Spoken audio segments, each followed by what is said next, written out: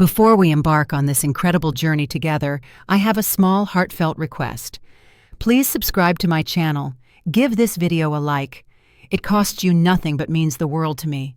And let me know in the comments which beautiful corner of the world you're watching from. Your support truly makes a difference. I found the empty bottle of antifreeze behind my garden shed on a Tuesday morning in March, and that's when I knew my best friend of 23 years had been slowly killing me. The green liquid had left a faint stain on the concrete where it had been carelessly discarded. Ethylene glycol, sweet-tasting, odorless when mixed into food, causes kidney failure when consumed in small doses over time. My hands shook as I photographed the bottle with my phone, noting the timestamp.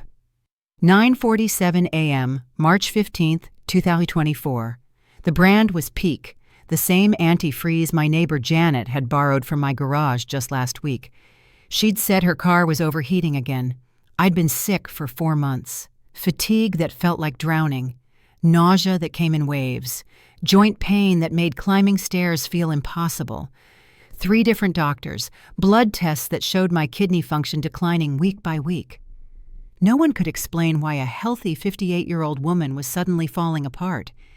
Janet had been so supportive through it all, bringing me homemade soup when I was too weak to cook, making grocery runs, sitting beside me in doctors' waiting rooms, holding my hand and whispering reassurances. Such a devoted friend. The soup. Oh God, the soup. I leaned against the shed, bile rising in my throat. Every Tuesday for months, Janet had appeared at my door with a thermos of her healing chicken soup. I'd always felt worse after eating it, but I'd blamed my illness. The empty antifreeze bottle stared back at me from the ground like evidence in a crime scene. Because that's exactly what this was. What do you do when you discover your closest friend has been methodically poisoning you? I walked back into my house on unsteady legs, the photographed evidence burning in my phone like a confession. 23 years of friendship, birthday parties, holiday dinners, late-night phone calls during divorces and deaths and celebrations. Janet Morrison, who lived 3 houses down on Maple Street, who had a key to my house and knew my deepest secrets. The woman who had been slowly killing me. My kitchen felt different now, contaminated. I opened my refrigerator and stared at the half-empty thermos of soup from yesterday. Tuesday's delivery. Janet's special recipe that she never shared with anyone else. I needed proof beyond the discarded bottle. My laptop was in the living room, and I spent the next hour researching antifreeze poisoning symptoms. Every single one matched what I'd been experiencing. Fatigue, nausea, kidney problems, the sweet metallic taste I'd noticed lately, but attributed to medication. I called my doctor's office. Dr. Patterson, this is Margaret Caldwell. I need to request a specific blood test. Margaret, how are you feeling?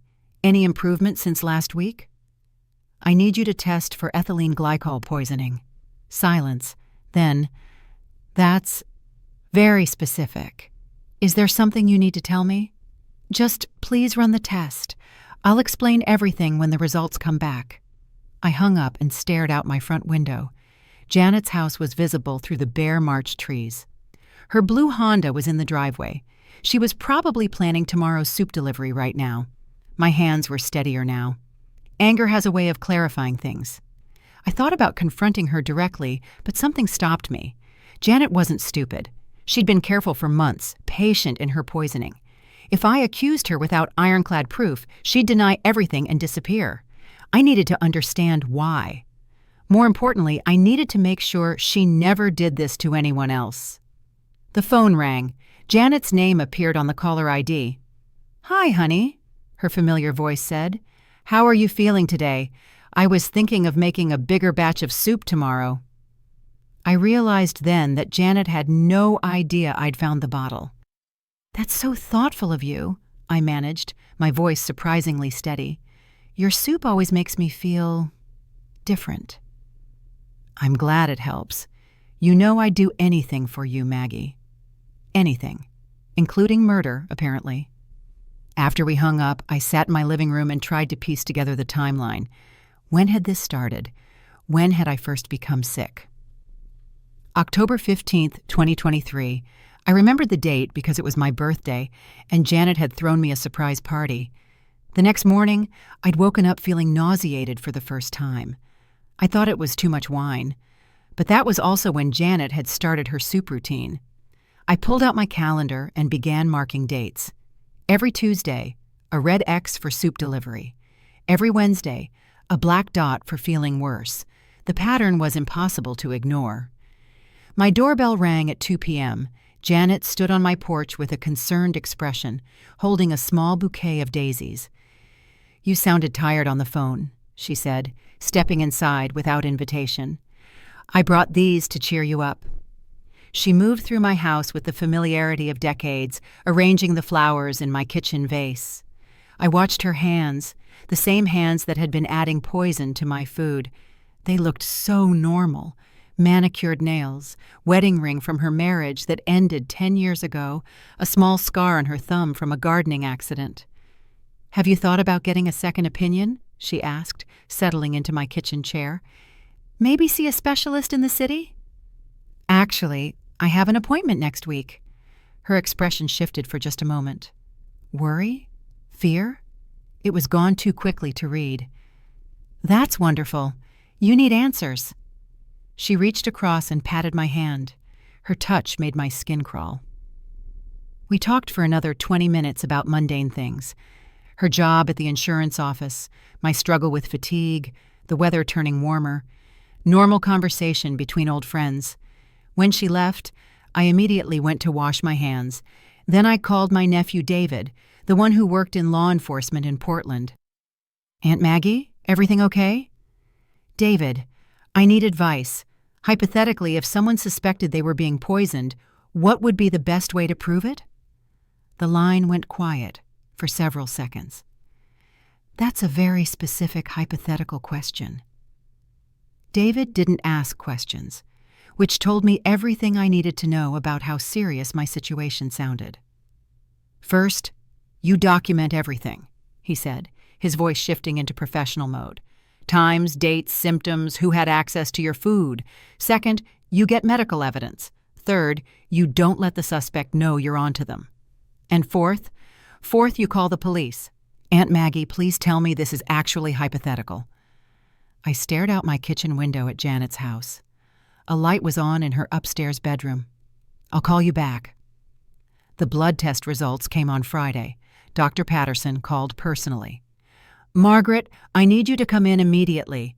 Your ethylene glycol levels are dangerously elevated. We need to start treatment right away, and I have to ask you some difficult questions." I drove to his office through afternoon traffic, my mind crystal clear for the first time in months. The test results were proof, but they were also a death sentence if I didn't stop Janet. Dr. Patterson's face was grave when I walked into his office. The lab report sat on his desk like evidence in a trial. "Margaret, ethylene glycol doesn't appear in someone's system by accident. Someone has been poisoning you." "I know." He blinked.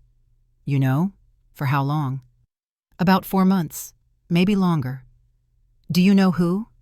I hesitated. Once I said her name out loud, there would be no going back. Janet Morrison would go from my best friend to a criminal. "My neighbor, Janet Morrison. She's been bringing me soup every Tuesday." Dr. Patterson reached for his phone. "I'm calling the police." "Wait." I put my hand over the receiver. "I need more than just the blood test. She's smart. She'll claim she doesn't know how antifreeze got into my system. It could have been anyone with access to my house." "Margaret, she's been systematically poisoning you. This isn't the time for collecting evidence. This is the time for staying alive." He was right, of course. But I thought about Janet moving through my house with such familiarity, arranging flowers while planning my death. I thought about her concerned voice, asking about second opinions and specialist appointments.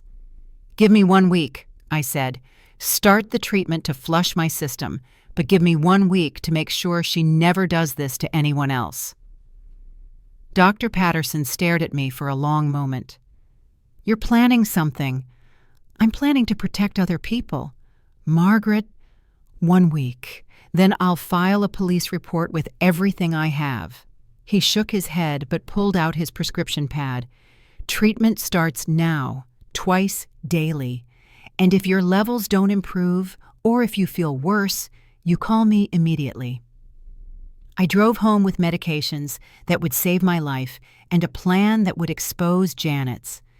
The beauty of knowing someone for 23 years is that you understand their weaknesses. Janet's greatest weakness was her need to be needed, to be the center of attention in any crisis. She'd been the same way during my divorce, during my mother's funeral, during every difficult moment in my adult life. She fed on other people's vulnerability, which gave me an idea. Sunday evening, I called her. "Janet, I hate to bother you, but I'm feeling so much worse. I think I might need to go to the hospital." She was at my door within 10 minutes, car keys in hand. "Oh, honey, you look terrible. Let me drive you to the emergency room right now." "Actually, I think I just need to rest. But could you stay with me tonight? I don't want to be alone if something happens." Her eyes lit up. This was exactly the kind of situation she lived for. "Of course. I'll make us some tea." "That would be wonderful." She bustled around my kitchen while I sat at the table, pretending to be weaker than I felt. The treatment Dr. Patterson had started was already helping, but Janet didn't need to know that. "I've been thinking," I said as she prepared the tea. "Maybe I should update my will, just in case." Her hand stilled on the teapot handle for just a moment. "Don't talk like that, Maggie. You're going to be fine." "But if I'm not, I want to make sure my affairs are in order. You know me better than anyone. Would you help me think through what needs to be done?" She brought the tea to the table, her expression a perfect mask of concern. But I caught something else underneath: anticipation. "What did you have in mind?" "Well, there's the house and my savings account. I don't have any children, so I need to decide who should inherit everything." I sipped the tea carefully. It tasted normal, but I'd learned not to trust normal anymore. I was thinking about leaving the house to my nephew David.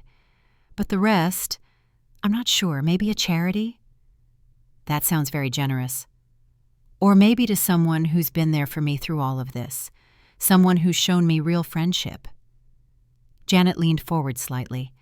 "You don't need to think about this now. Focus on getting better." "But I want to. It makes me feel more at peace, knowing my wishes are clear."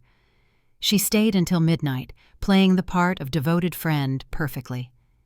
After she left, I poured the remaining tea down the sink and rinsed the cup thoroughly. Then I called David again. Tuesday arrived like a death sentence dressed as kindness. Janet appeared at my door at 11 a.m. sharp, thermos in hand, wearing the same concerned expression she'd perfected over months of slow murder. "How are you feeling, honey? You sounded so worried on Sunday." "A little better," I lied, accepting the thermos with hands that no longer shook. "Your soup always helps." She settled into my kitchen chair, watching as I ladled the soup into a bowl. Steam rose from the surface, carrying the familiar scent of chicken and vegetables, and something else I couldn't name. Something sweet. "I added a new ingredient today," she said conversationally. "A little honey for your throat. You mentioned it was sore." Honey, to mask the antifreeze taste. That's so thoughtful. I stirred the soup slowly, buying time. Under the table, my other hand held my phone, recording our conversation. "Janet, can I ask you something?" "About friendship?" "Of course." "What would you do if you found out someone close to you had been lying, betraying your trust in the worst possible way?" Her expression didn't change, but her fingers tightened around her coffee cup. "I suppose it would depend on the situation. Why do you ask?" "I've been thinking about trust lately. How we assume the people closest to us have our best interests at heart." "Well, they should. That's what friendship means." I lifted the spoon to my lips, pretending to taste the soup. "This is delicious. The honey really does help." Janet smiled, but it didn't reach her eyes. "I'm glad. I want you to feel better, Maggie.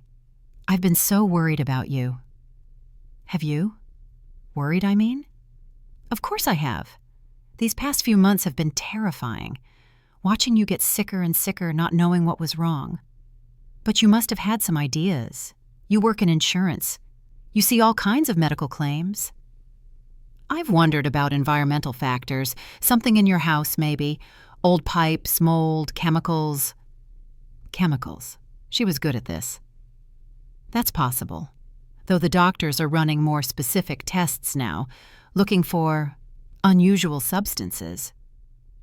This time I caught the flash of concern that crossed her face. What kind of unusual substances? Toxins, poisons, things that shouldn't be in someone's system. The silence stretched between us like a wire pulled taut.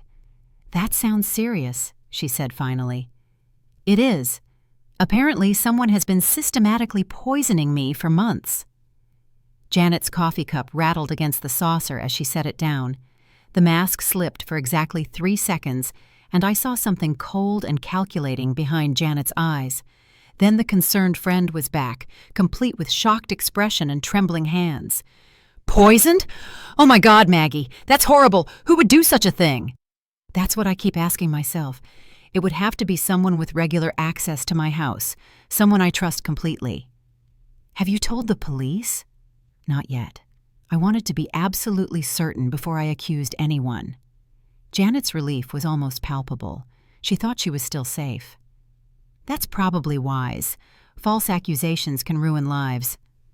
They can, but so can poisoning someone. I pretended to eat more soup, making appreciative sounds.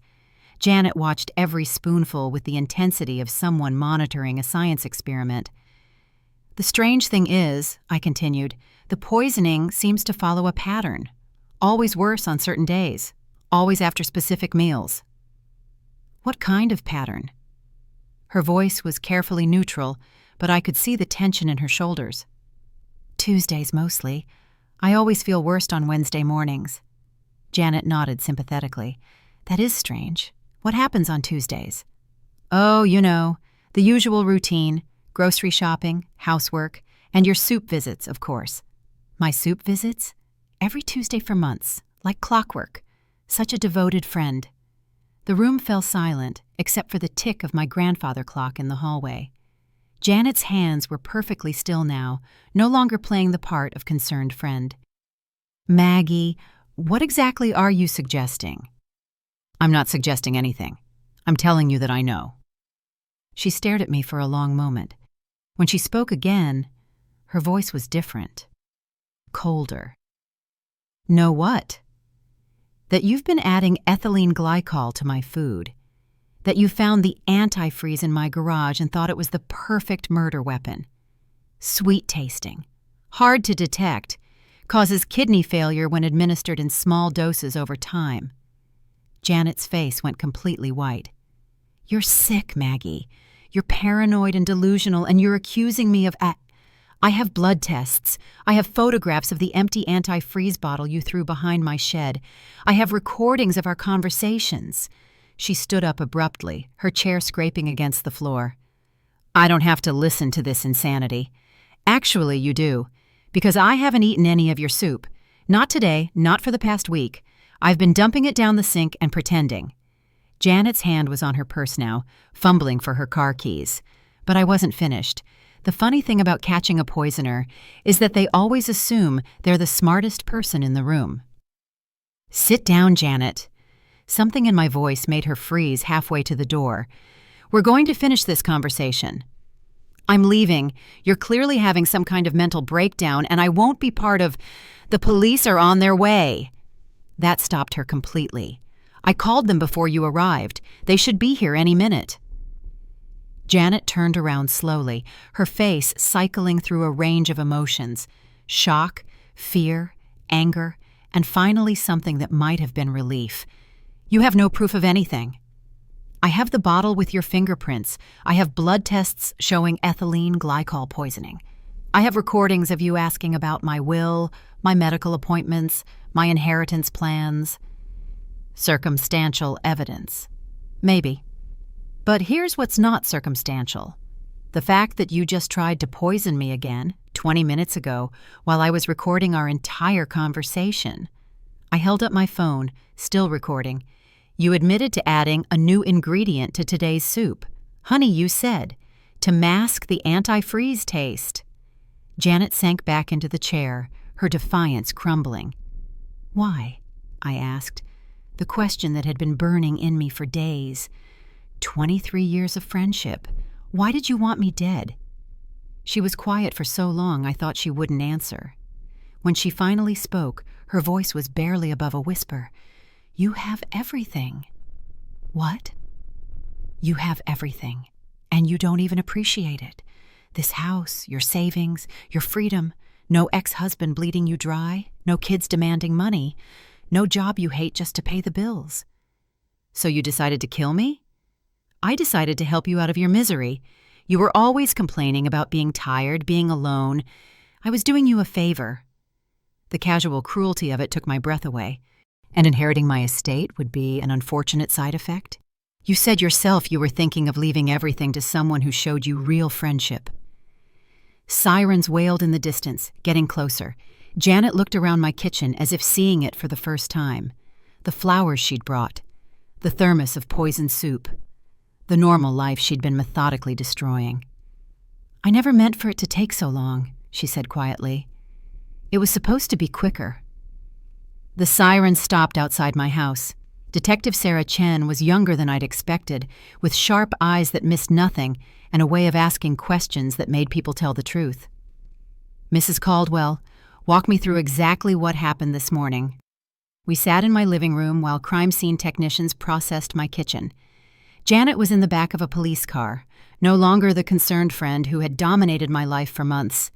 She arrived at 11 with soup, like she has every Tuesday for 4 months. I pretended to eat it while recording our conversation. "You recorded her?" "My nephew advised me to document everything." The recording caught her admitting to adding a new ingredient and discussing my inheritance plans. Detective Chen reviewed the evidence bags, the thermos, the empty antifreeze bottle, my phone with the recordings, the medical reports showing ethylene glycol poisoning. "This is pretty comprehensive," she said. "How long have you suspected her?" "Since last Tuesday when I found the antifreeze bottle. But I needed proof." "Mrs. Caldwell, I have to ask, why didn't you call us immediately? You put yourself at considerable risk." I thought about how to explain the betrayal, the need to understand not just what Janet had done, but why she'd done it. I needed to hear her admit it, to understand how someone could methodically poison their best friend for months, and I needed to make sure she couldn't claim it was all a misunderstanding. "The recording today was smart. Her admissions are damning." Through my front window, I watched the crime scene van pull away. My kitchen would need to be thoroughly cleaned before I could use it again. The thought made me feel tired. "Will she be charged?" "Attempted murder, at minimum. Possibly first-degree murder if we can prove premeditation, which seems likely given the timeline." Detective Chen closed her notebook. "You're lucky to be alive, Mrs. Caldwell. Ethylene glycol poisoning has a high fatality rate if it goes untreated." After the police left, I sat alone in my house for the first time in months without fear. No more Tuesday soup deliveries. No more concerned phone calls asking about my health. No more pretending to trust someone who had been slowly killing me. The silence felt like freedom. My phone rang. David's number. "Aunt Maggie, I saw the news. Are you okay?" "I'm going to be fine. Better than fine." "I can't believe it was your friend. 23 years. Neither can I. But it's over now." "What happens next?" I looked around my house, seeing it clearly for the first time in months. My home, my sanctuary, my life, recovery from betrayal, I discovered, was more complicated than recovery from poison. Dr. Patterson monitored my kidney function weekly as the ethylene glycol cleared from my system. My physical strength returned gradually, but the emotional wounds ran deeper. "It's normal to feel paranoid about food," he explained during a follow-up appointment in April. "You've experienced a profound violation of trust. Consider speaking with someone." "Someone?" "A therapist. This kind of psychological trauma can have lasting effects." I'd never been to therapy, but then again, I'd never been systematically poisoned by my best friend either. Dr. Sarah Winters had an office in downtown Salem, with windows that overlooked the courthouse where Janet's preliminary hearing had taken place the week before. Janet had pleaded not guilty, claiming temporary insanity brought on by financial stress and depression. "How do you feel about her defense strategy?" Dr. Winters asked during our first session. "Angry. She planned this for months. Temporary insanity doesn't explain keeping antifreeze in her car, researching symptoms online, or asking about my will." "The prosecution seems confident they have a strong case." They did. Janet's computer history revealed searches for untraceable poisons, ethylene glycol detection, and inheritance law in Oregon. Her fingerprints were on the antifreeze bottle. The recordings of our conversations painted a picture of calculated murder. But it was the why that haunted me. "She said I had everything she wanted," I told Dr. Winters. "My house, my savings, my freedom. She was jealous enough to kill me for it." "How does that make you feel?" "Hollow, like our entire friendship was a lie." Maybe it was, or maybe it was real until her circumstances changed and jealousy poisoned her judgment. The metaphor wasn't lost on either of us. Outside my therapy appointments, life slowly returned to a new normal. I bought my own groceries, cooked my own meals, and learned to trust my instincts again. Neighbors dropped by with genuine concern, bringing food I could actually eat safely.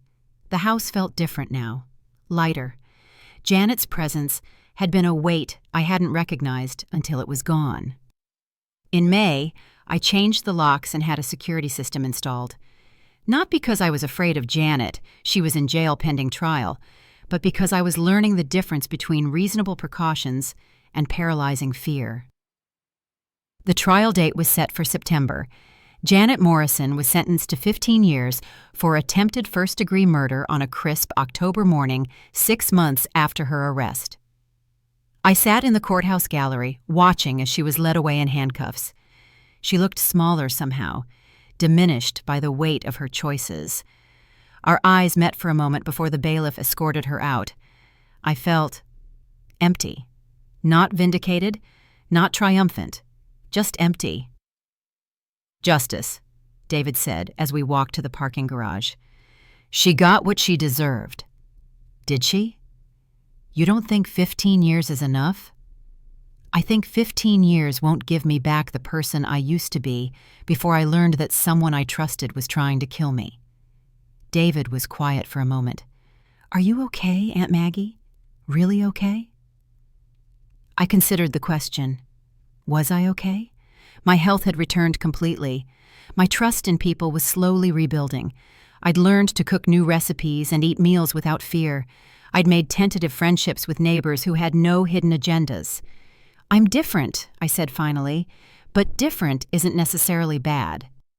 That evening I sat in my kitchen, the same kitchen where Janet had served me poisoned soup for months, and wrote in the journal Dr. Winters had suggested. October 12th, 2024. Today, Janet was sentenced. I thought I'd feel closure, but mostly I feel sad. Sad for the friendship that was never real, sad for the person I used to be who trusted so easily, sad for Janet herself, who let jealousy turn her into a murderer. But I've learned things too. I've learned to listen to my instincts, to value my own judgment, to seek help when I need it. I've learned that real friends don't keep score of what you have that they want. They celebrate your good fortune and support you through difficulties without expecting payment in return. I've learned that survival isn't just about staying alive. It's about staying true to yourself despite betrayal. My doorbell rang at 8 p.m. Through the peephole, I saw my neighbor, Mrs. Patterson, from across the street, holding a covered dish. "I made too much casserole," she said when I opened the door. "Thought you might like some." 6 months ago, I would have accepted gratefully without question. Now I paused, studying her face, looking for hidden motives. But sometimes a casserole is just a casserole, offered by someone who cares about your well-being without agenda. "That's very kind," I said, stepping aside to let her in. Trust, I was learning, wasn't about being naive. It was about being discerning. 1 year later, I can eat soup again without checking the ingredients twice. That might seem like a small victory, but recovery from betrayal happens in small victories. The first meal I cooked without fear, the first friend I made without suspicion, The first day I woke up feeling grateful instead of guarded. Janet writes me letters from prison. I don't read them. Dr. Winters says that's healthy. I'm not required to provide forgiveness or closure to someone who tried to murder me. Some boundaries are non-negotiable, but I've learned to forgive myself for trusting too easily, for missing the signs, for being vulnerable to someone who saw vulnerability as opportunity. Forgiveness, it turns out, is not about forgetting or excusing. It's about refusing to let someone else's betrayal define your future relationships. I volunteer now at a domestic violence shelter, helping women recognize the warning signs of abuse. Not all poison comes in a bottle. Sometimes it comes wrapped in concern, delivered by someone who claims to love you while systematically destroying you. The most dangerous predators, I tell the women in our support group, are the ones who look like friends. They understand. We all have our Janet Morrison stories, whether the poison was physical or emotional or financial. The details change, but the pattern remains the same. Trust violated, boundaries ignored, love weaponized against us. But here's what I want you to remember. You are not required to accept treatment that harms you, even from people you love. Especially from people you love. Real love doesn't come with poison. Real friendship doesn't keep score of your blessings while plotting your destruction. Trust your instincts. Document everything. Seek help when you need it.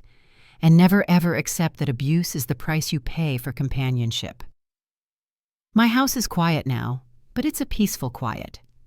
I eat what I choose, see doctors when I decide to, make plans that don't require anyone's approval but my own. I've learned the difference between solitude and loneliness, between caution and paranoia, between surviving and truly living. Some betrayals are gifts in disguise. They teach us who we really are when everything we thought we knew about someone else turns out to be a lie. I am stronger now, wiser, more careful with my trust, but not closed off from genuine connection. Janet Morrison tried to kill me, but she failed to destroy me, and that makes all the difference.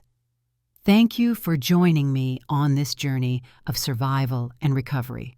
If my story resonates with you, please share it with someone who might need to hear that they deserve better treatment than they're receiving. Sometimes we all need permission to trust our instincts and protect ourselves from those who would harm us, Sir Margaret Caldwell.